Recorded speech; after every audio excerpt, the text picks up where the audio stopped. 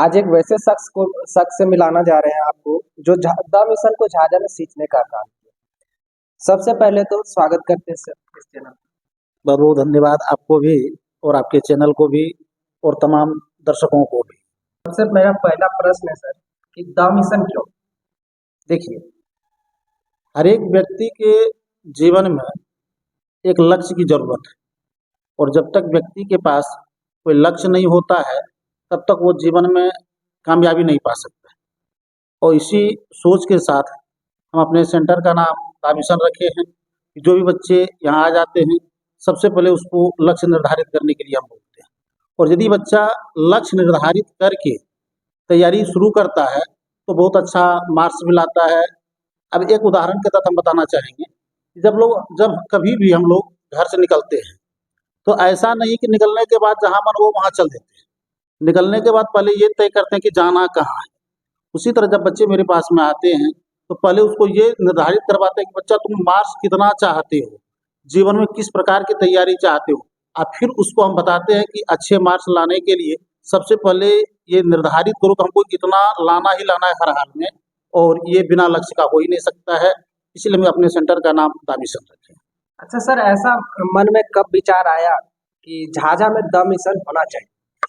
देखिए, सबसे पहले तो हम देवघर में पढ़ाते थे और जब देवघर में हम पढ़ाते थे ना तो जो भी स्टूडेंट झाझा इलाके से जाते थे और हमसे पढ़ते थे, बाद में फिर किसी न किसी प्रकार से इस बात का पता विद्यार्थी लोग को चल ही जाता था कि सर हमारे झाझा के। तो जितने भी झाझा के स्टूडेंट हमको देवघर में मिले सबका एक ही रिक्वेस्ट रहा कि सर जब आप पढ़ाते ही हैं और हमारे ज़मीनी शिक्षक आप हैं तो आप झाझा चलें। और लास्ट में हमको भी लगा कि नहीं, झाझा जाना चाहिए। और हम इसी ने की सोच के साथ आ गए कि चलो यदि पढ़ाना ही है, सुधारना ही है तो अपने क्षेत्र के बच्चे को क्यों नहीं सुधारें। और हमको लगता है कि जब झाझा आ गए तो हमको दिल में संतुष्टि मिल गया, क्योंकि जब जब जब कोई भी स्टूडेंट बोलता था ना सर झाझा चले आते, झाझा चले आते, झाझा चले आते, तो दिल में लगता था कि चलो मेहनत तो कर रहे हैं, समाज की सेवा भी कर रहे हैं, परंतु अपने घर की सेवा हम नहीं कर पा रहे हैं, जो कि सभी बच्चे के दिल में लालसा है। और बहुत सारे स्टूडेंट के कहने के बाद हम झाझा आ गए कि नहीं चलो हम झाझा में पढ़ाएंगे। अच्छा, द मिशन झाझा में कब अस्तित्व? 2017 से।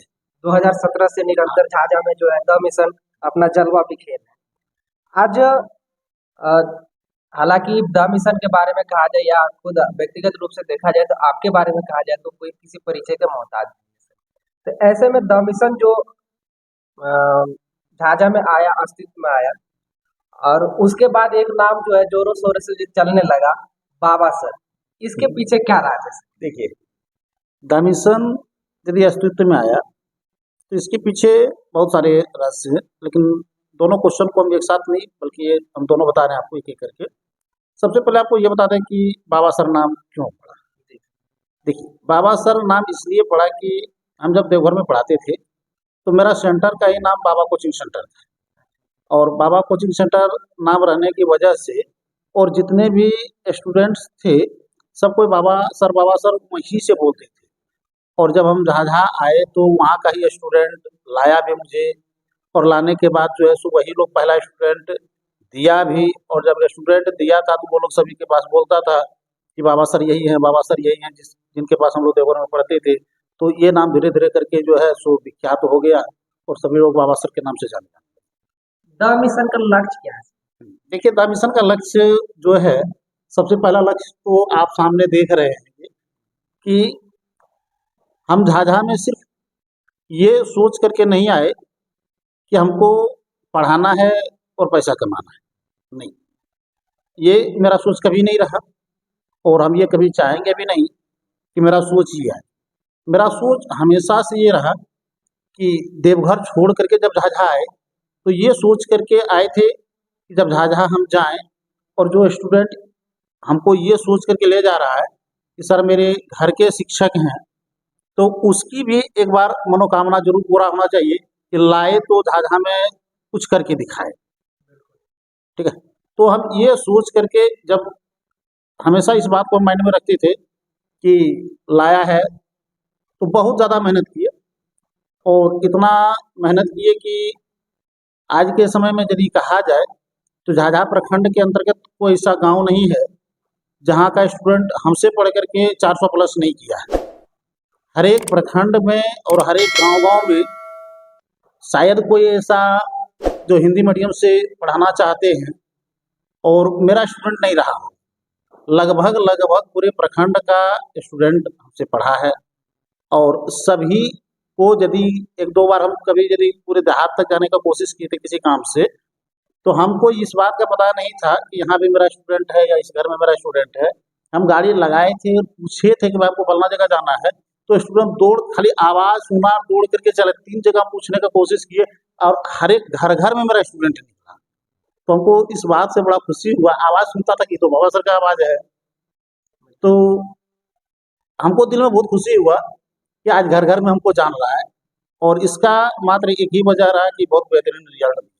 और हमेशा से सोच ये रहा था कि जब हम झाझा में आ जाए तो फिर ये नहीं किसी के दिल में रहे कि हमारे पास आज कोई कमी रह गई। आज जितना भी प्रकार का स्मार्ट क्लास पटना में चलता है, सारा का सारा व्यवस्था झाझा में दामिसन में है। जैसा कि आप देख पा रहे हैं कि स्मार्ट बोर्ड लगा हुआ है, प्लस जगह-जगह पे मेरे पास में साउंड लगा हुआ है, प्लस क्लास भी जो है स्मार्ट बनाए। सिर्फ पहले तो ये जान लेना है कि हम सोचें कि बहुत अच्छा हो और खाली सोचते रहें कि बहुत अच्छा करें, बहुत अच्छा करें, बहुत अच्छा करें और अच्छे राह पर चले ही नहीं, तो अच्छा करेंगे कैसे? सही बात। अच्छा, एक और प्रश्न है सर, इसी से जुड़े प्रश्न है कि 400 से अधिक लाना है तो द मिशन आना है। इसको किस तरीके से? देखिए, आपको साफ शब्दों में हम सुना दें कि जिस समय झाझा में द मिशन नहीं था, उस समय झाझा में 400 प्लस भी नहीं था। लेकिन जब से द मिशन आया और पहला कोचिंग झाझा का द मिशन ही रहा कि 400 प्लस, और आज के समय में यदि कहा जाए तो फिर हम आपको ये बता देना चाहेंगे कि आज द मिशन के द्वारा कोई ऐसा जगह नहीं जहाँ के 400 प्लस नहीं है। घर-घर तक लगभग जो है सो जितने भी पढ़ने वाले अच्छे स्टूडेंट थे और जो भी 400 प्लस किए हैं, लगभग स्टूडेंट जो है द मिशन से जुड़े रहे हैं और सबके दिल में ये भावना उन्हीं की रह गया है कि यदि 400 से अधिक अंक लाना है तो द मिशन आना है। और ये तभी संभव हो पाता है जबकि बहुत बेहतरीन 400 अंक लाना यानी 80% मार्क्स लाना, वो भी बिहार बोर्ड से, जहाँ के स्टूडेंट पहले फेल करते थे, पास होना तो बहुत मुश्किल था, थर्ड डिवीजन करते थे। और वैसे स्टूडेंट को मेरे पास ये भी प्रमाण है कि जो स्टूडेंट पहले फेल किया था 2017 में, 2018 में, और उसको 2019 में हम तैयारी करा करके और 400 से अधिक अंक दिलाए, तब स्टूडेंट के अंदर में ये भावना जगा कि 400 से अधिक अंक लाना है तो झाझा में रह करके तो द मिशन में आकर के पढ़ना है। ये सराहनीय रहा सर। और एक और प्रश्न है सर, इसी से जुड़ी प्रश्न है सर कि आपके यहाँ यानी द मिशन में सबसे अधिक अंक 10वीं में कितना है? 458 शुभम कुमार सर, जिसको कि हम 10,000 का चेक देकर के सम्मानित किए थे। वाह, बहुत सुंदर सर। और उसके विषय में एक लाइन हमको और बोलने दीजिए जी सर। कि देखिए, जब 400 से अधिक अंक आने लगा तो लगभग बहुत सारे स्टूडेंट ऐसे थे कि 400 से अधिक अंक लाने लगे थे। तो उस समय मेरे अंदर में भावना एक और जग गया था कि अब 400 तो हो ही रहा है, तो 400 के बाद अब और कुछ क्यों नहीं किया जाए। तब हम ये बोल दिए थे कि जो भी स्टूडेंट अब 450 से अधिक अंक लाएगा उसको हम 10,000 का चेक दे करके सम्मानित करेंगे। और वजह ये था कि हमको जो है ना रिजल्ट इतना प्यारा है बच्चे का, उसके लिए हम कुछ भी करने के लिए तैयार रहते हैं। और इस चीज़ को जानते हैं कि बहुत सारे ऐसे बच्चे लोग का मानना हो जाता है कि सर रिजल्ट अच्छा कि नॉलेज अच्छा। भाई जब तक नॉलेज अच्छा नहीं होगा तब तक रिजल्ट अच्छा कहाँ से होगा। इसलिए अच्छे रिजल्ट को दिलाने के लिए साथ ही साथ यहाँ के बच्चे के अंदर जो है सो एक रुझान पैदा करने के लिए कि हम भी बहुत अच्छा कर सकते हैं और बहुत अच्छा करने के लिए कोई ज़रूरी नहीं है कि हम देवघर जाएं या पटना जाएं। आज ऐसे कई एग्जाम्पल हैं जो कि पटना जा करके उतना अच्छा मार्क्स नहीं ला पाया, जो अच्छा अंक झाझा में हम लोग दिलाए। सर एक और प्रश्न है, आजकल जो बच्चे हैं यहाँ के द मिशन के खास स्टूडेंट, वो अपने नाम के सरनेम के आगे जिस प्रकार से हम लोग सरनेम लगाते हैं, जैसे मेरा नाम हरिनंदन प्रजापति हुआ, उस प्रकार से जो है आज के यहाँ के जो खास बच्चे हैं वो अपने सरनेम में जो है मिशन लगा रहे हैं, इसके पीछे क्या राज है सर? देखिए, आपको बता दें कि यहाँ जो स्टूडेंट पढ़ने के लिए आते हैं ना, तो उसको इस हिसाब से पढ़ाया जाता है कि उसकी सोच पहले तो वो ये सोच करके आता है कि पढ़ने जा रहे हैं, लेकिन हम जब उसको पढ़ाना शुरू करते हैं तब उसको ये लगने लगता है कि शायद हम झाझा में रह करके और दामिशन में आकर के नहीं पढ़ते तो हम शिक्षा से बहुत पीछे रह जाते। तो जानते हैं कि यदि सरनेम की बात किया जाए ना, तो हम आपको बहुत कुछ बात बता देंगे इसके विषय में, और सारा का सारा जो है सो हम फेसबुक के माध्यम से या यूट्यूब के माध्यम से हम लोगों को दिखाने का भी कोशिश किए। यहाँ के बहुत सारे ऐसे स्टूडेंट्स हैं जिन्होंने क्या किया, अपना ब्लड से लिख दिया है दामिशन, अपना जो है ब्लड से लिखा है, ब्लेड से। हालांकि जब इस बात का हमको पता चला, वो ब्लेड से जो है दामिशन लिखा, बोला कि सर दामिशन ऐसा है जिसकी मेरा रक्त रक्त में चलना चाहिए।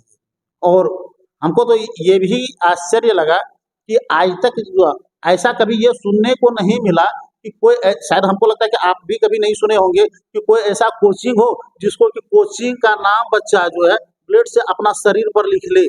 और ऐसा कई एक नहीं, अब हमको लगता है 3-4 स्टूडेंट हैं, और कुछ ऐसे स्टूडेंट्स हैं मेरा जो कि जितना पेज पढ़ा है ना, हर पेज पर दामिशन लिखा हुआ है। और प्रत्येक दिन जो है सो हाथ पर जो मेहंदी से लिखता है कि दामिशन झाझा भाई एस.के. पांडे। तो आप इस चीज को समझ सकते हैं, यदि कोई ब्लेड से लिखता है, कोई मेहंदी से लिखता है, तो कहीं न कहीं उसके दिल में दामिशन चुभता है। जब तक ये चुभता नहीं है तब तक कोई ब्लड से अपना जो है, ब्लड से तभी कोई लिखना पसंद करता है जब उसके दिल में ये बात बैठ जाता है कि दामिशन में मेरे लिए कुछ है। और हम जो है प्रत्येक बच्चे के लिए हम अपना ब्लड को काफी सुखाने का कोशिश करते हैं कि बाबू तुमको हम क्या करेंगे, तुम लाख कोशिश करेंगे मेरे पास आने के बाद भी बिगड़ जाए, लेकिन हम बिगड़ने नहीं देंगे तुमको। तो जब स्टूडेंट सुधर जाता है तो वो भी चाहता है कि हम भी दामिशन को कभी नहीं भूले। और वैसे स्टूडेंट ही, और वैसे स्टूडेंट के बहुत सारे स्टूडेंट आज क्या किया है कि अपना नाम का जो है सो टाइटल ही बदल लिया है।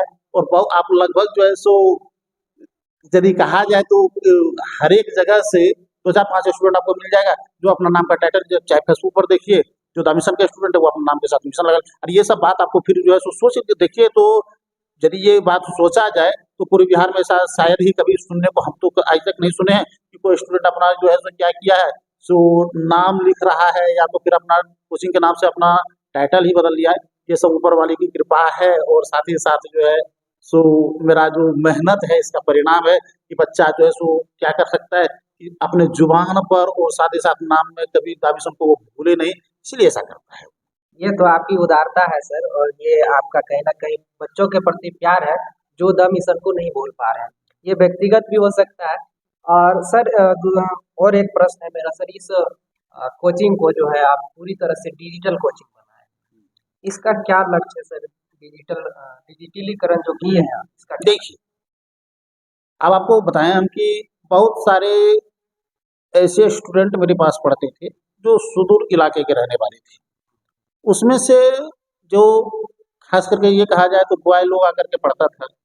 जब बॉय लोग पढ़ता था तो उसके दिल में एक बात होता था कि सर हम लोग तो पढ़ रहे हैं आपसे, लेकिन हमारी घर की जो बहन है जिसको कि झाझा में हम नहीं रख सकते हैं, या फिर बहुत सारे ऐसे स्टूडेंट्स हैं जिसके गार्जियंस जो हैं सो झाझा में रख करके पढ़ाने में असमर्थ हैं।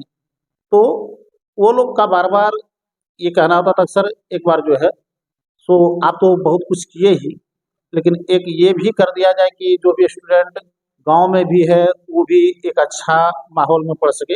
इसके लिए हमने ऑनलाइन की शुरुआत किया, और आज हमारे पास में एक रेगुलर जो है सो ऑनलाइन का भी क्लास चलता है, और सभी गांव के जो सुदूर इलाके के स्टूडेंट्स हैं वो पढ़ाई कर पा रहे हैं। और हमें दिल में बहुत बेहद खुशी भी होता है कि शिक्षा के क्षेत्र में जो खास करके हमसे प्रेम करते हैं और वो यदि पढ़ पा रहे हैं घर बैठ करके, तो इससे बढ़ करके और मेरे लिए कुछ नहीं हो सकता है।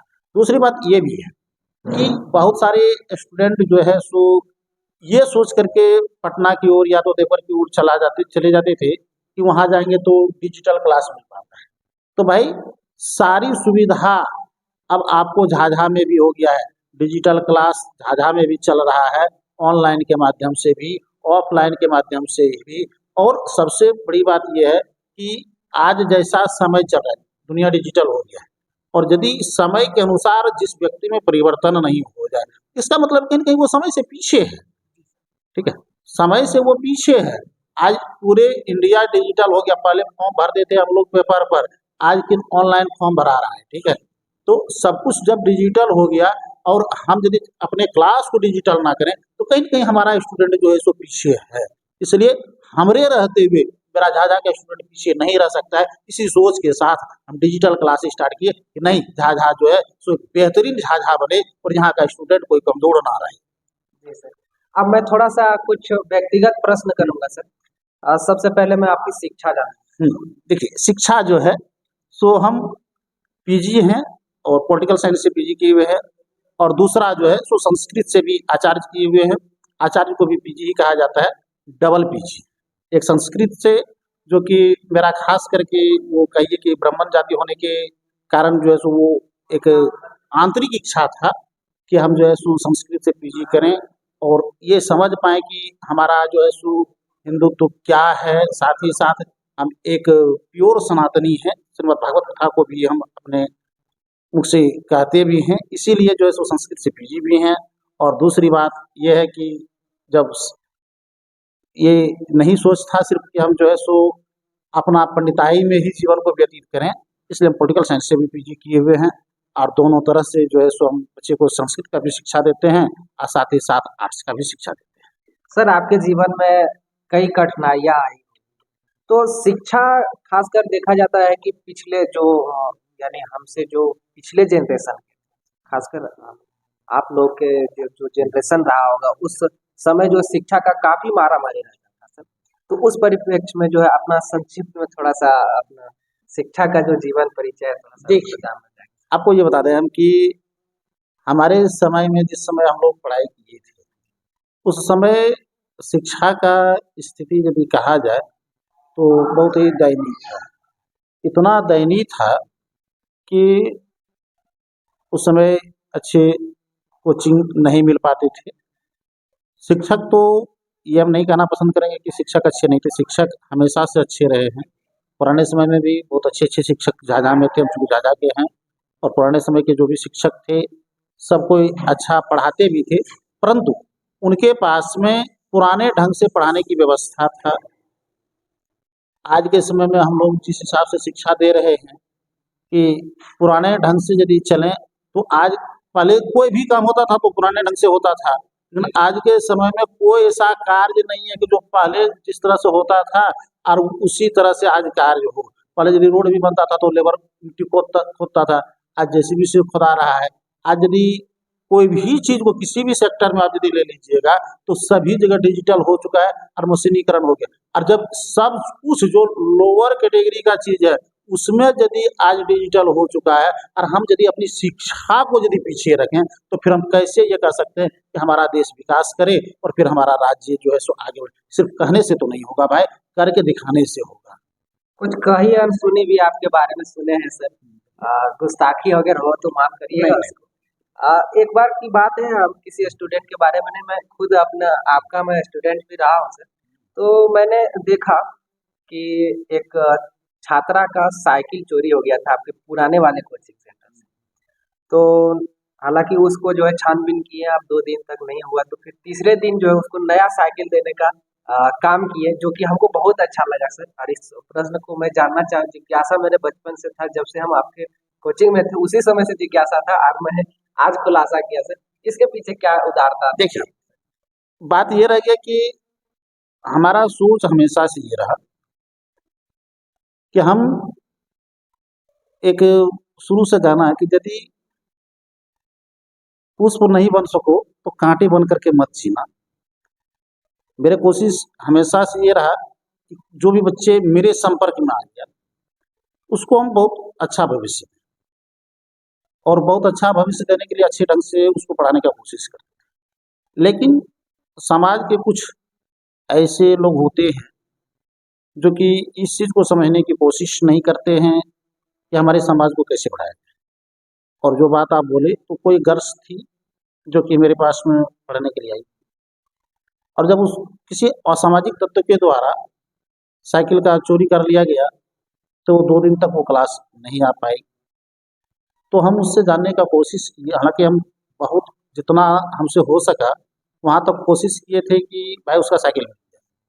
लेकिन फिर उससे जब हम जानने का कोशिश किए थे कि बाबू तुम क्लास क्यों छोड़ी है? तो वो साफ बताया कि सर अब जो है सो हम नहीं पढ़ा पाए। तो ये बात जब हमारे दिल में जो है जब हम सोते थे तो फिर हमको हर्ट करता था कि मेरे पास आकर के यदि किसी का शिक्षा वंचित हो जाए, अरे कितना कमाया, कितना आया, कितना आया। चलो इसको एक साइकिल दे दिया जाए ताकि ये नहीं बच्चे के दिल में रहे कि सर के पास गए साइकिल हो गया तब मेरा शिक्षा से हम वंचित रह गए। ये हम नहीं सुनना पसंद करते। जो मेरे पास आ गया यदि किसी को किसी प्रकार से खास प्रॉब्लम है तो हमसे जहाँ तक हो सके उसकी शिक्षा को बढ़ाने के लिए सिर्फ ये सोच था कि उसका शिक्षा ना रुक जाए। इसी वजह से हम उसको साइकिल खरीद करके दिए थे और फिर वो बच्ची क्या की पढ़ना शुरू की और क्या बतावे कि मैट्रिक भी की, इंटर भी की, अब आगे क्या की हम नहीं कह सकते, लेकिन हाँ उसका शिक्षा नहीं होगा। और हर एक ने की अब किसकी क्या सोच है ये तो हम नहीं कह सकते, लेकिन हर एक व्यक्ति का ये सोच होना चाहिए कि शिक्षा धनम सर्वधनम प्रधानम। शिक्षा को किसी भी प्रकार से यदि थोड़ा-सा खर्च हो जाए या थोड़ा-सा कष्ट हो जाए, किसी का शिक्षा यदि सुधर जाए, तो जीवन में सबसे बड़ी मूल्यवान चीज़ शिक्षा होता है। उसको हर एक व्यक्ति का ये कोशिश होना चाहिए कि हर एक व्यक्ति का शिक्षा सुधारने में यदि थोड़ा हमको कष्ट भी हो जाए तो कोई दिक्कत नहीं, लेकिन उसका शिक्षा सुधर जाए। यही सोच मेरा था और कोई सोच था नहीं। सर एक उदारता का और बखान सुने हैं सर कि जो पढ़ने वाले छात्र होते हैं खासकर और वो गरीब भी होते हैं तो उनको अभिभावक के तहत जो आप ट्रीट करते हैं और ऐसी उदारता के लिए सबसे पहले तो हम आपको कोटि कोटि प्रणाम भी करते हैं। तो इसके पीछे क्या है सर? किस प्रकार का स्टूडेंट आपको सबसे ज़्यादा प्यारा है? देखिए, जो स्टूडेंट मेरे पास आते हैं पढ़ने के लिए और मेरे यहाँ प्रत्येक सप्ताह में टेस्ट की व्यवस्था है। और जब हम टेस्ट लेते हैं और टेस्ट लेने के बाद ये देखते हैं कि वो बच्चा यदि टॉपर कर गया मेरे यहाँ से, तो टॉपर करने के बाद उस बच्चे पर मेरा ध्यान जो है सो जाने लगता है। और ख़ास करके इसलिए जाने लगता है कि हमको लगता है कि हो सकता है कि ये बच्चा जो है सो एक कहा गया कि एक भी यदि कोई सुधर जाए ना, तो बहुतों को सुधार सकता है। एक यदि सुधर जाए, तो बहुतों को वो सुधार सकता है और शायद वो सुधरा हुआ है तभी टॉपर किया है। और फिर यदि किसी कारण से माने कि कुछ ऐसे स्टूडेंट्स होते हैं जो कि पढ़ने में तो ज़्यादा मन लगाते हैं तभी टॉपर कर पाते हैं, लेकिन गार्जियंस उसको इस बात को समझने के लिए तैयार नहीं होते हैं, छोटे-छोटे काम में लगा देते हैं। एक बात हम बताना चाहेंगे समझिएगा, कि हमारे दिल में भी एक बात आया था शुरुआत से जिसमें हम पढ़ाई करते थे देवघर में। उस समय हमको बहुत बड़ी शिक्षा मिली। हमारे एक सर थे जिनका नाम विजय सर था। तो हम उनके पास में पढ़ते थे ट्यूशन और वो प्रोफेसर थे सत्संग कॉलेज के। तो हम क्या देखे थे अपने जीवन में कि एक ठेला वाला था और बहुत बड़ी यहाँ से शिक्षा मिलता है लोगों को, जो भी दर्शक इस चैनल को देख रहे हैं या देखेंगे, वो गौर से इस बात को समझेंगे कि ठेला वाला जो था ना, सो क्या करता था, ठेला उसमें टायर बांध करके रखता था, जहाँ सर पढ़ाते थे वहाँ पर चढ़ाए थे। तो वो क्या करता था, टैरवा कनवा में लगा लेता था और उसका 10 साल का बच्चा था और उसे रोज ठेलवाता था, विशेष वो धक्का देता था ठेला, तब वो चढ़िए चढ़ा। तो सर एक दिन उस ठेला वाला को बुलाए, हम लोग पढ़ रहे थे, सर उसको बुलाए। हम लोग को ये पता नहीं था कि सर वो रेगुलर उसको ये चीज़ करते हुए देखते हैं। उसके बाद उसको ठेला वाला बेचारा खुश होकर के आया कि सर कोई काम नहीं है। उसको एक बात पूछे कि आप ये बताइए कि आप जो अपने जीवन में ठेला चला रहे हैं, ये आपकी शौक है कि मजबूरी है? तो वो बोला सर ये हमारी मजबूरी है, तभी हम ठेला चला रहे हैं। बोले कि आप इसको जरूर फील करते हो, चूंकि इतना हार्ड वर्क करते हैं तो आप इतना जरूर फील करते होंगे कि शायद हम अच्छी तरह से नहीं पढ़ाई किए तब इतना हार्ड वर्क हमको करना पड़ता है और उसके बाद भी आप अभी तक नहीं सुधरे। क्या आप अपने बच्चे को यही कार्य करवाना चाहते हैं? आपका तो ये प्राथमिकता होना चाहिए। और इतना हार्ड वर्क करने के बाद आपको तो जरूर ज्ञान जागृत होना चाहिए अंदर से कि हम हमारे पिताजी हमारे ऊपर यदि ध्यान देते तो आज हमको ये काम नहीं करना पड़ता। लेकिन आप जो इस बच्चे से ठलवाते हैं, उस दिन वो कान पकड़ लिया था, हम लोग पढ़ा रहे थे, वहीं पर कान पकड़ लिया कि सर हमको जितना कार्य करना पड़ेगा उतना कार्य करेंगे, लेकिन इस बच्चे को हम अब नहीं कहेंगे कि तुम मेरे साथ ठेला को ठेलो। फिर बच्चे को समझाए कि अरे बाबू, तुम भी तो इतना जरूर सोचता होगा कि तुम्हारे पापा जो ठेला चला रहे हैं कितना कठिन कार्य करते हैं, और समाज में तुम देखता होगा कि बहुत सारे लोग आराम से जीवन जी रहा है, और फिर तुमको भी तो अपने पिताजी को समझाना चाहिए। तो वो बच्चा बोला कि सर नहीं, यदि हम ठेलते तो पापा हमको मारते। सर उसको समझाया कि आज के बाद तुमको नहीं मारे, क्या तुम पढ़ेगा? बोला पापा बोलेंगे तो हम खूब पढ़ेंगे, लेकिन हम ये काम नहीं करेंगे। तो उस दिन के बाद वो ठेला ठेलवाना उसको छोड़ दिया। तो उस दिन हमको ये बात समझ में आई, और वो बच्चा बाद में हम लोग को ये पता चला कि मैट्रिक में बढ़िया मार्क्स लाया। तो हमें हमारे अंदर एक सोच आया कि सिर्फ दिखावटी नहीं, दिल से समाज को सुधारना चाहिए। बहुत सारे ऐसे लोग होते हैं जिनकी दिल में ये भावना नहीं है कि हमको किसी विद्यार्थी को सुधारना है। आया, सबसे पहले फी जमा करो, क्या किया नहीं किया इससे हमको कोई मतलब नहीं है। नहीं, हमारे अंदर ये भावना है कि जहां तक हमसे हो सके वहां तक उसको सुधारने का कोशिश करें। यदि वो बिगड़ना चाहता है तो उसके गार्जियन से हम कांटेक्ट करना चाहते हैं कि भाई आप इस बच्चे को सुधरने का मौका दें, 2-3 बार करके उसको कांटेक्ट करें। और उसमें बहुत सारे गार्जियंस फिर सुधार लेते हैं बच्चे को। उसके बावजूद भी यदि कोई नहीं सुधारते हैं तो मेरे दिल में ये लगता है कि चलो हम दोषी नहीं, हमको जहां तक करना चाहिए बच्चे के साथ साथ गार्जियंस को भी हम संभालने का कार्य किया, अब भी नहीं सुधरेगा तो अब हम क्या कर सकते हैं? भगवान हमको माफ कर देंगे कि नहीं भाई, तुमको जो कर्तव्य चाहिए सो किया, हमको यहाँ का डर नहीं है लेकिन वहाँ का डर जरूर है। जिस बच्चे के साथ किसी के साथ कोई खिलवाड़ ना, क्योंकि शिक्षा ही जीवन को सुधार सकती है। तो सर इन सारी बातों के साथ हम बहुत कुछ जो है सोच के साथ बच्चे को ध्यान में रखते हैं कि जो आ गया उसको हर हाल में किसी के साथ जो है कोई प्रॉब्लम ना हो, बल्कि उसका शिक्षा क्या हो बहुत अच्छा ढंग से सुधर जाए। अब सुधरा, हम कोशिश कर सकते हैं, मेहनत कर सकते हैं, उसके बावजूद भी यदि कोई नहीं सुधरना चाहे तो इतना जरूर ध्यान में रखते हैं कि भगवान कहीं हमको ये नहीं कह दे कि हाँ तुम गलत है। जहां तक हमको शक्ति दिए हैं वहां तक उसको हम सुधारने की कोशिश करें एकदम दिल से, इसमें कोई शक नहीं। वो तो देखने को भी मिल रहा है सर। और एक अंतिम सवाल है मेरा सर, कि आज जो शिक्षा की जिस प्रकार से होड़ चला है, झाझा नहीं बल्कि पूरे बिहार नहीं पूरे देश भर में जिस प्रकार से शिक्षा का होड़ लगातार सभी जगह चलता है सर, तो ऐसे में आप इस चीज को किस तरीके से लेते हैं, शिक्षा की जो होड़ चल रही देखिए, ये तो कहा जाए तो एक सराहनीय बात है कि शिक्षा में होड़ चल रहा है, और ये चलना भी चाहिए, क्योंकि हमारा जो बिहार है अभी भी यदि देखा जाए तो बहुत पीछे है। और एक अच्छे इंसान को, हालांकि बिहार में है तो बहुत ताकत, लेकिन फिर भी जो मैप है उसमें यही बताया जाता है कि बिहार की शिक्षा पीछे है। तो भाई जो हमारे पास में एक डाटा है उसके अनुसार यदि हम पीछे हैं और मुंह से कहें कि बहुत कुछ करते हैं, ये करते हैं वो करते हैं, तो मुंह की बात तो नहीं चलता है। क्योंकि सभी जगह तो यही शो हो जाता है कि भारत में यदि देखा जाए तो बिहार की शिक्षा पीछे है, यही तो डाटा है यहाँ की।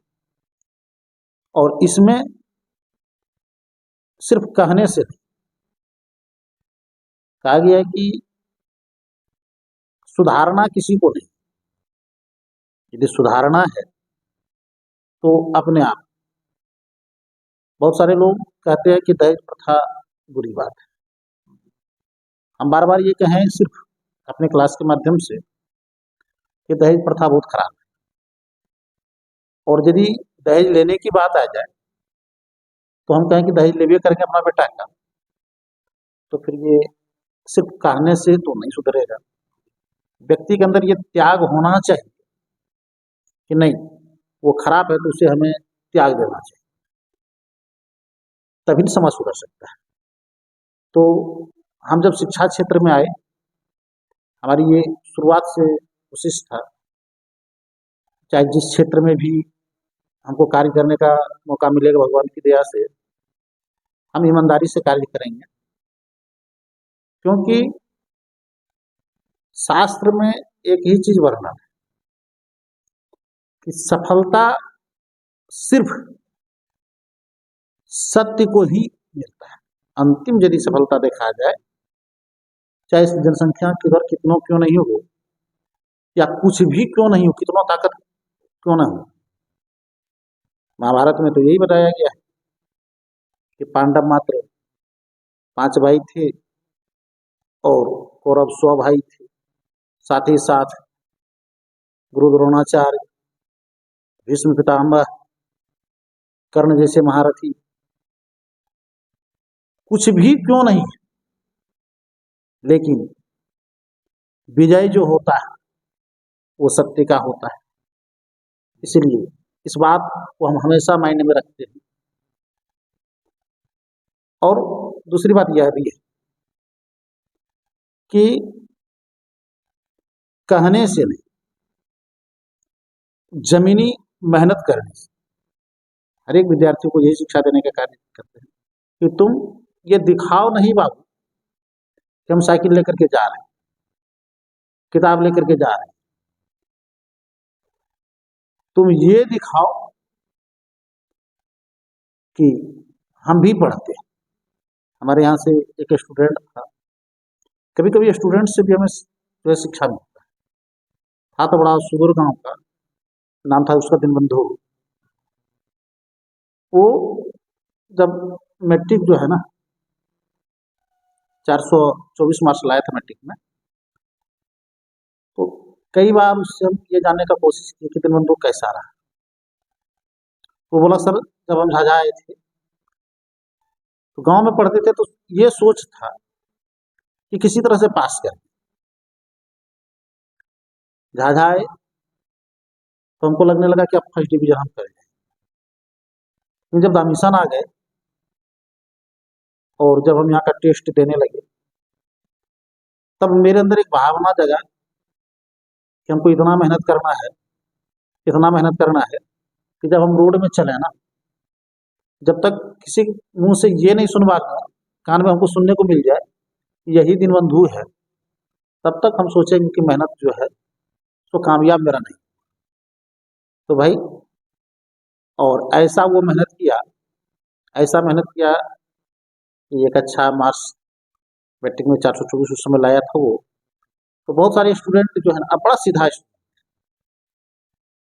तो बहुत सारे स्टूडेंट जब वो चलता था रोड में, कहता था यही दीनबंधु भैया जो कि बार बार टेस्ट में अच्छा अंक लाते हैं।